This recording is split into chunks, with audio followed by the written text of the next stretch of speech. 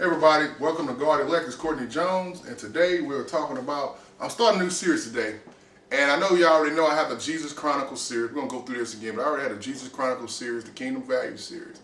God also had me a series I was working on called Separate the Waters, which is going to be coming soon to you. But we're going to go through from Genesis, Revelation, going through all the scriptures and show people the stuff that pretty much separate the waters, show the stuff that people did that was terrible, what they shouldn't have did, and what they should have did. What was unrighteous and what was right, what is righteous. So we're going to do that as well. But what God wants me to do first is this series called Guard Your Heart. And what Guard Your Heart is going to be about is going to be different subjects all in one. So we're going to be like Kingdom Values is, where you got Kingdom Values talking about all the values of God. Things that goes on in the world, how God matched those to his values. That's pretty much Kingdom Values about. The way God values are and his morality and everything, how he doing things and the way we doing things is differently. The same thing going to go on with Guard Your Heart. Guard Your Heart is going to be just like Jesus Chronicles. Jesus Chronicles also goes back to all the scriptures, all the stories, all the mysteries, all the things that what Jesus said, why he said, where he got it from, and how he did it. And so we're going to go through the same situation. We're going to do the same thing with this teaching, Guard Your Heart. Guard Your Heart is so important. Now I know some people got to understand this because this is very important to guard your heart. Okay, you're going to have to understand what guard your heart means is to guard your spirit, to make sure that your spirit do not take in things of the world that's not of God. And that's something that's very hard in the United States, for sure. It's very hard when you live in places like Babylon like this, where everything's everywhere. It's very hard to do that when you can walk outside your door and everything's everywhere. Some of you live in apartment complexes and places like that where it's all around you. And so it's very hard for people to guard their heart. It's not undoable, but it's not something that you can't do. It's just something that you're going to have to be mindful. You're going to have to set your mind and focus on, I'm not going to eat the food of the world. That's what Daniel had to do. So what we're going to do is we're going to go into this, and we're going to go into this and everything. And so I want you to understand what this is about. Now, this is going to be called, a series of this is going to be called Guard Your Heart. Now, the first sequel, meaning the first storyline of this, is going to be believing. So when you get it, it's going to be entitled Guard Your Heart / believing. So we're going to go through the whole thing about believing and people believing and everything else. So we're going to go through all the stories and the different stories to get you to understand how people in the Bible, what God had to do to them, to get them to understand how to believe and how things wanted them to unbelieve, and how the system of the spirit man works. So if you don't know anything about the spirit man, you should definitely go to GodElects.com, and I have a sessions on there. I have a couple sessions on there talking about the spirit man. And when we talk about the spirit man, you're going to understand more about how the spirit man functions. Now we're going to get to some of that in this teaching as well. But I'm just going to introduce you into what this is. I want you to get this in your head, that this is what we're going to be going on. This is the teaching that's just going to be about. It's going to be about guard your heart. Because if you don't guard your heart, then you ain't nothing but prey. And the truth is, I was talking to my wife about this earlier. The truth is, a lot of y'all, pretty much everyone on this earth is prey. They're all prey. They're prey and they're victim to predators. And this is why guarding your heart is so important. Because see, what happens is that when you get away from God, then you're in trouble. You're scattered. You see, that's like, for instance, when you look at, looking at all the different animals in the Bible and different things, which I'm going to go on this in another teaching, of course, but this is not part of what this teaching is, but I want you to understand what I'm saying. If you look at like sheep, or you look at sheep, buffalo, these things. Now I was looking at some stuff about wolves the other day, and when buffalo, what would do is buffalo, some I don't know why buffalo do this, but they have what they call leaders, like pathfinders. They have like these navigators in the front of the pack, of their little group, whatever, and they'll run out when they see a predator. They'll take off running, and everybody will run in the direction that they all run in. Now, what the wolf's job is to do is to get them separated, because if you get them separated, you end up having like the baby separated from the mamas, or the mama separated from, from the herd. Once they get separated, they really dumb. They really are really dumb animals. Like once they become, I'm talking about, they're so dumb that they can run into the woods, and they can go right, left, or something like this. They can possibly go. they will actually just wonder because they don't know what the group is. So instead of running for their life now, they're actually trying to realize, where am I at? And they'll look around until the wolves attack them, and that's how dumb that some of them are. And I believe it's the same thing going on in this society when you're looking at God using demons as he's saying they're wolves.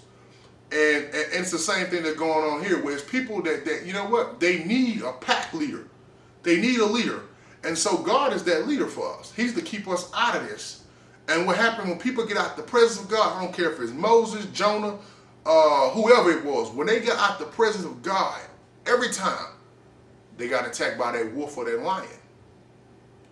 And so I think people need to understand these things, is that God wanted us to be in numbers. Everything with God was always multiplying numbers. It was always, hey, listen, you are stronger with someone else. Solomon even tell you this. Hey, two is good. Hey, 3 even better. See, it always was numbers that made you even more stronger, or made a person even stronger. You see. Now the thing is that, of course, that's something that people want to say. Well, I'm better by myself. Well, if you're a person that with God and everyone else around you in the world, then I guess you are better by yourself. But if you can find another person just like you, I promise you, you'll be way more stronger than you think you are now. That's the whole thing about it. That's why we use a body of Christ. Everybody got to work as a function, as a unit. You know what I mean? It's like, for instance, I remember watching this movie once back then called 300. And I remember watching this movie, and they all fought as one unit. If everybody played an important role, if anyone got out of sync, if anyone start trying to be more than what he need to be, and lost sight, they all can fall. So long as they're in a formation, if anyone get out formation, someone can get in. And so that's how we are. We're supposed to be. We're supposed to be a well-functional machine. Functional mean good. We're supposed to be a functional machine. And that's the way God made us, functional. Everything was good when he finished. Functional. We're supposed to be an all machine that is going in order. In order. That's why God referred to us as bees. He referred to us as bees and ants. Why? Because they are order creatures. Even when they look like they're in chaos, they're actually in order. We, on the other hand, look like we're in order. We think we're in order, we're in chaos. We'll sit there and say, well, look, we got a team, but we're in chaos. It'll look like we're in order because, you know what, we won't be walking outside running into each other. Like you see some bees, they be buzzing around each other, flying in each other and things like that. And we'll sit there and see this happening and we'll say, wow. You know, we'll see them flying into each other and you say, man, they're unorganized. But they're not. Everything they do is in order. What we do, we out of order. We look like we're in order. I walk to my car, get in my car. Someone else walk to their car, and he drive that way, and we drive out. And then once we get in the street, you see how much disarray we in. But we look like we're in order. You go to a business office, you see some people sitting in there, they're all in their cubicles, whatever. They look like they're in order, but it's chaos. There's no order in it. It just looks like it's order. It looks like it's functional. How can you make chaos functional? Well, humans then figured out a way to make it look like it's functional, but it's actually chaos. So we're going to go into these things. So I just wanted to start this off. I kind of just want to get you what I love to do this. I love to start off the 10 minutes. Everybody know me. I love to start the first 10 minutes or 15, just getting you caught up on current events or some of the things that goes to the teaching that I'm talking about. And usually I do this mostly on the lessons of starting a new teaching. And so I wanted to get you to see where we going to, where we at.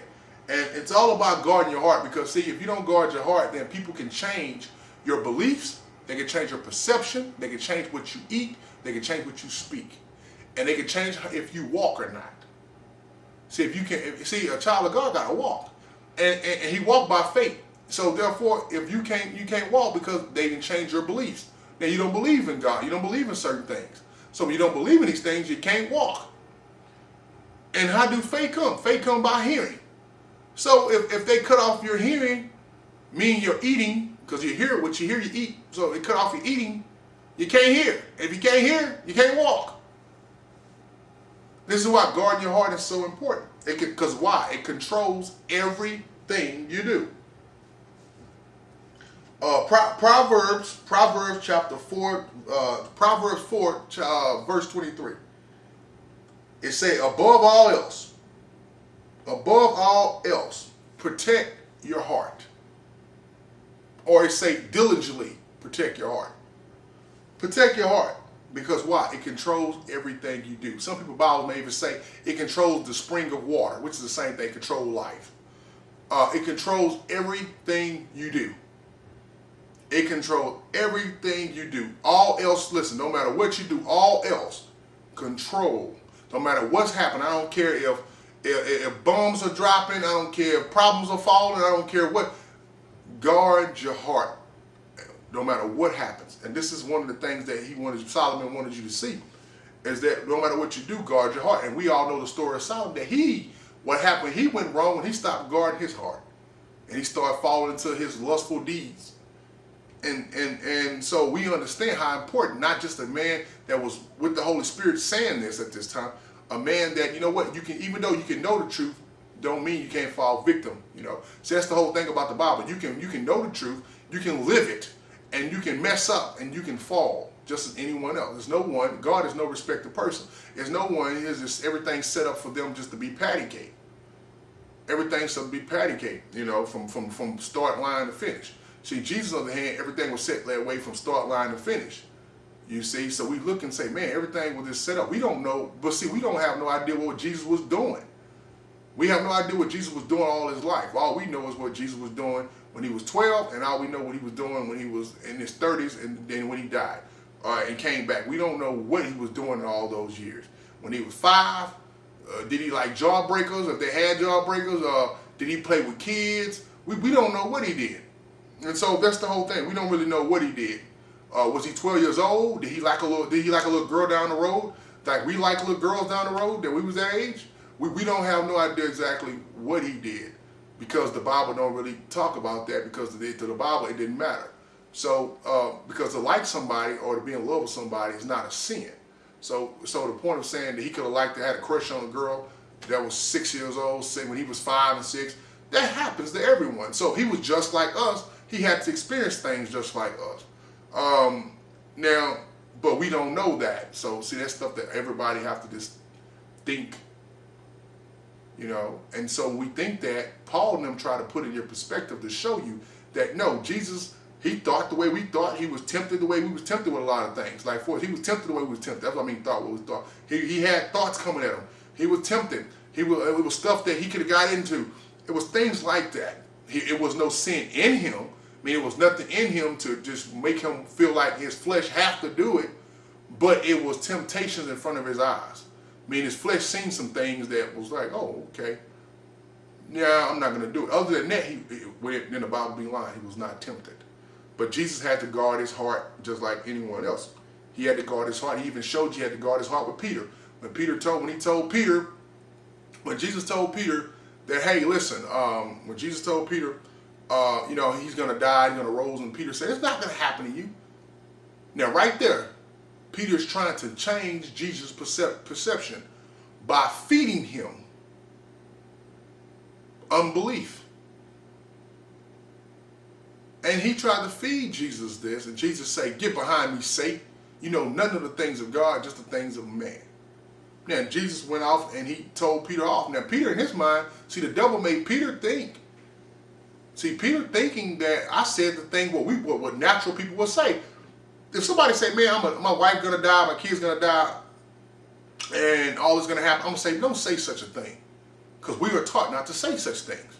You don't supposed to say that. That is wrong. But he's saying, no, God, if a man said, no, God told me that, then you know what? If God say this, it's going to happen to you. So what Jesus trying to tell him, this is what God say going to happen. This was going to happen. But Peter don't believe like he believed. Their eyes was blind and their ears was shut. He don't believe like they believe. So what do Peter says? He say, well, that's not going to happen. He's trying to feed Jesus unbelief. Now Jesus can take that unbelief and say, okay. But he didn't. He say, no, you know none of the things of God. Just the things of the devil, of man. Now, why did he say that? Because physical knowledge. There's a difference between the physical knowledge and the man. Man knowledge. And God knowledge. There's a difference between physical knowledge, which is the devil, and man knowledge, and you have God knowledge. Two different things. And so, getting on this teaching here today, I just want to introduce you to some of the things that we are going to go through in this teaching. We're going to go through when we're dealing with this teaching of guarding your heart. Those are the kind of things you got to look out for. See, those are the things that you got to be careful of. Little just things that people say that we are so used to hearing. Those things are affecting you in your walk with God. Those just little things like that, you know. And sometimes we say things that we want to hear. Like for instance, I remember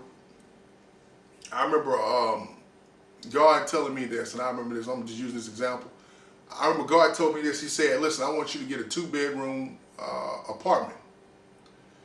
And I remember at this time he said, "Get a 2-bedroom apartment." And I said, "What for?" You know, I'm thinking to myself, what? You know, I'm gonna go through with it, but I'm thinking to myself, what I need a 2-bedroom for? At this point, it's just me and my wife. I ain't got no kids, it's me and my wife. So what I need a 2-bedroom apartment for? God said, "Get a 2-bedroom apartment for 2-bedroom apartment." So I'm thinking like, okay, well, so I told my wife, well, let's go look for a 2-bedroom apartment. So a place came up that was a better situation. It would have been a better situation I'm looking at the money will be even better. The price, everything we're looking for, and it was cheaper. But it was a 1-bedroom. And I said, well, I want to go after this. God said, "Listen, don't go to that place." But I didn't listen. I went anyway. I didn't listen, and I was fighting with the decision like, God, dude, what would it hurt for me to go look anyway? And so I got myself what I call confused, whatever. I'm like, so God, did you really say that? I'm gonna, or maybe maybe some part of me want a 2-bedroom. Now I'm trying to talk myself out of it because I really want that 1-bedroom I seen with all this stuff in it, or the price that I wanted. So all of a sudden I'm saying that, and God let me go. He let me go to the place. I went to the place. So when I get to the place, I could have found out the people. They was lying. They just had this ad in there. Of course, they was lying. They just told us on the phone and everything just to get people to come out there. They didn't even have half the stuff they said it did, and it was nothing that they were saying.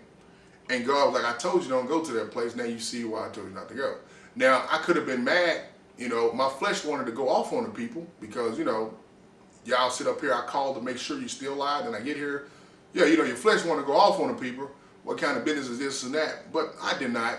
When I seen that, all I said was this: God, you was right. I just felt I got what I deserved because God told me don't go to the place because it was useless and that's not what He's looking for. And I went there thinking that because that ad changed my perception. See, it brought out in me that it's not my plan. I'd rather have a 1-bedroom. God wanted to. But it looks like a better deal. It looks so good to me to the point where I can see it being a blessing now. But how can it possibly be a blessing if God said, "I want you to do something else"? But it looks good. And I just want to go I just want to go flirt with it. I just want to go check it out. I want to go flirt with the fruit. So I went and did that. And I found the ant wrong. It was over with. There was nothing. It was all a trap, a trick.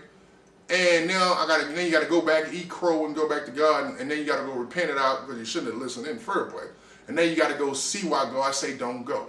And that's very dangerous because God tell people sometimes don't go to the store and they don't listen. They go to the store, they get shot because somebody robbed the whole store. They get shot. They may not get killed, but now they got shot and they got recovered. They may went to the store, got in an accident. They may went to the store and while they was gone, something happened in their house because they wasn't there. See, all kind of things can happen to people all the time.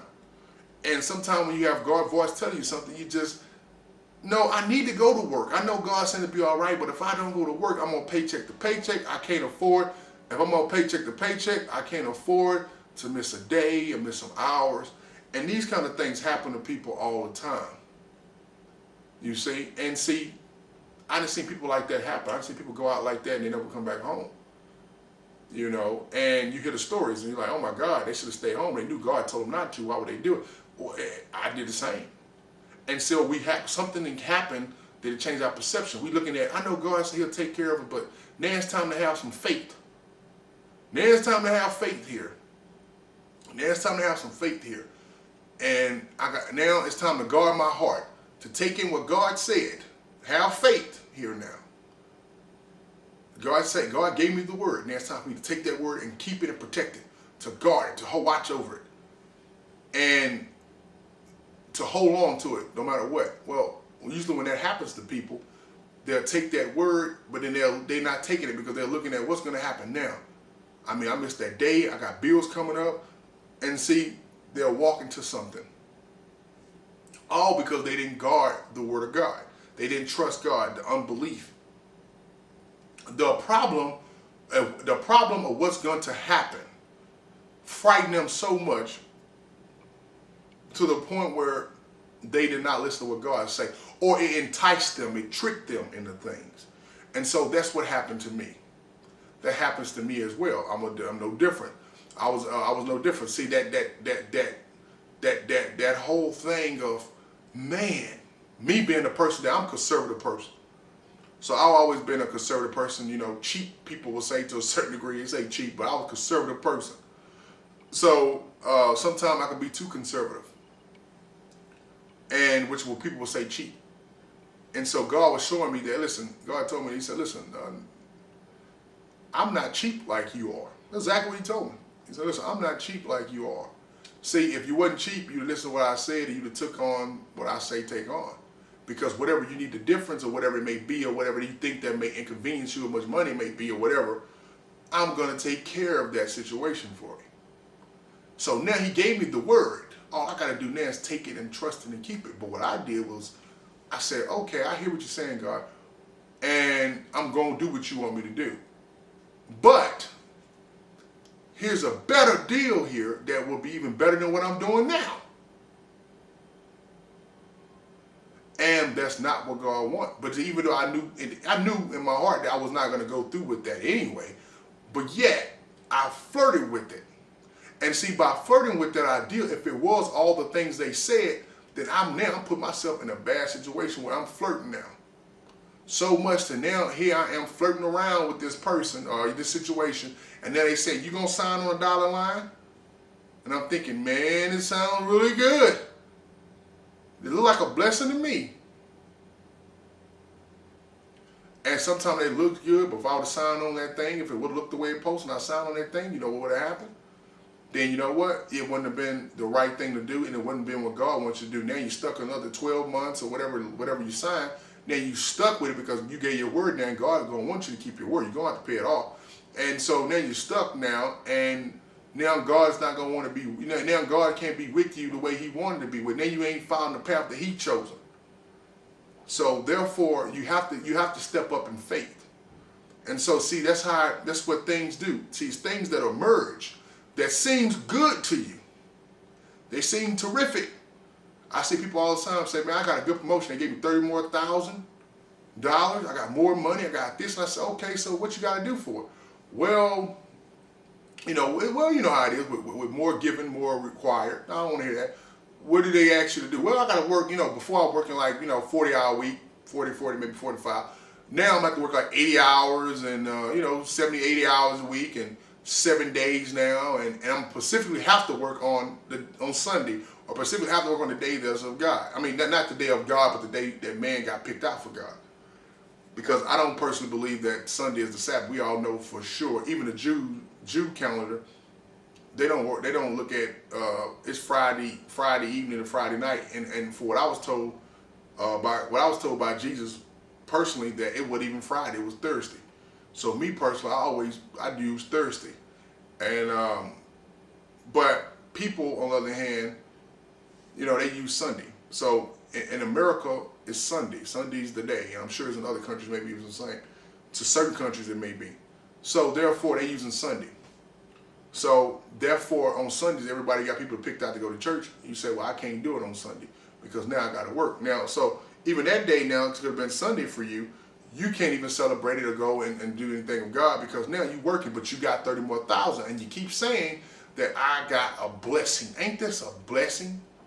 I'm thinking, man, a blessing would be you kept 40 hours and you got the 30 more thousand. That would have been a blessing. Blessing would have been like, oh man, my job, I can work from home. I can work from home. I never got to go anywhere. I go into work a couple days a week and stay at home to work. That's a blessing. You see, that's a blessing. Everybody don't get those kind of blessings, but of course not. That's a blessing. I got my own business is doing well. That's a blessing. But working 80 more, 40 more hours a week, and yeah, that's really not a blessing as you're looking at it, because what you're going to pay for. But see, these are the reason why I'm saying sometimes opportunities, things happen, and we want the money or want the situation or want to save, and we say, wow, and we accept this, that it's a blessing, and that's a very dangerous thing, because therefore, like I tell people, the devil and them can set up things that look like blessings too. But except his blessing look like an 80-hour week than a 40-hour week. God bless like you got 40 hours and you got the 30 more thousand and you got more power and authority at your job.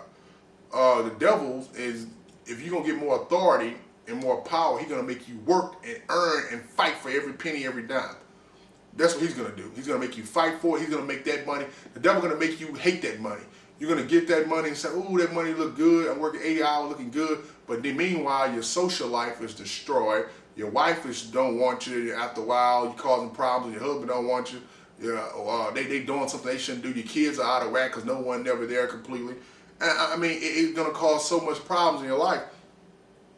It's caused so much problems in your life. And there's some people who say, well, I'm single, so I can do that. But then what happened? They'll do that for the next 5-10 years. Then they I'm going to tell you one of the saddest stories that I done heard. I have an uncle of mine, and I don't want to just roll him on the bus here, but I'm just going to be an uncle of mine that, you know what, for years, I remember when I was a kid growing up, he never wanted kids. He never wanted to be married, never wanted kids. He was a cheap man. I mean, he was cheap with his money. He didn't want to do certain things. And so he didn't want a wife or kids. And so he didn't want that situation. So he spent a lot of part of his life dodging that situation. Now I talk to him, I ain't seen him in a year, I talked to him like about a couple months ago, a month or so ago or so. We was at a family gathering function, and he's in his 70s now, and he's alone. And I can see depression and loneliness is destroying him piece by piece. When I just talked to him, I could see when he started talking to me about what was going on in his life, he wanted to break down crying, but I could see he's so lonely. But he spent so much time worrying about himself and his own career, himself and what he was doing, surviving. And now he wished that he wouldn't do it. There's people that's rich, they spend all their life like this. And there's people have testimonies like they spend their life chasing after the flesh, chasing after money, being zombie-like people, chasing after the money, chasing after the flesh. And they didn't did this. And all of a sudden they found themselves with cancer or something else later on, or they just got old and they dying, and they saying, man, what have I done? It happens to people. And of course, the people right now that's rich will say, I don't care. I would never get rid of my money. I love my life. Well, they said the same thing too. Until they got to that point where, they got to that point where it was useless. And this is one of the main things why God wanted to say, guard your heart. And so what we're going to do, of course, in the next teaching, the part 2 of this, we're going to go hard into the scriptures. We're going to go hard into the scriptures of this. And like I said before, we're going to go to the scriptures very hard and deeply. And we're going to go in depth. So we're going to go in depth to see that what was God doing with the spirit man? Was God causing the spirit man to believe in him? How was he going to get the man to believe him? How can God get a flesh man like Abraham or Noah or any of these guys? These men was just walking around in flesh. There's no way Noah was perfect in the sight of God, because Noah was just a man in the world like everyone else was in the world as the world falling apart. But it's something there though. It was something there. It say Noah was perfect in his generation. Generation means his ancestry, mean his gene line, his family tree. Mean he was perfect in his family tree that comes from who? From Adam. Now Adam fell and everything else like this here. Adam fell and things of this nature. But it's some good people that came out of that line from Enoch, Seth, Enoch, all these people had some was good people coming out that line. Now I honestly believe that these are some of the things that was going on with that. It wasn't so much about Noah was being just a really good person at that point. Noah actually was in his DNA. That's what he was righteous in. Now, it also tell you that Noah, of course, walked with God, and we're going to get more into that. We'll get more into that. We're not going to spend too much time on Noah because it's not really that big, long story, but it's some massive things in that story. So I ask everyone to go out there and check out. I got a teaching out there that's called Jesus chronicles the true story of Noah's Ark, and it talks about how Jesus was Jesus, of course, was in the story, and it goes through how all that works. And I think you should go get that, as well. God got me doing, like I said, I'm seeing what He's doing. He got you covering all the bases of things, because everything gonna eventually line up. So that's why I say this teaching is very important, because this teaching is your whole relationship with God. If you cannot guard yourself, you will fall. You won't have a Christian walk. That's why right now we got a bunch of Christian zombies out there.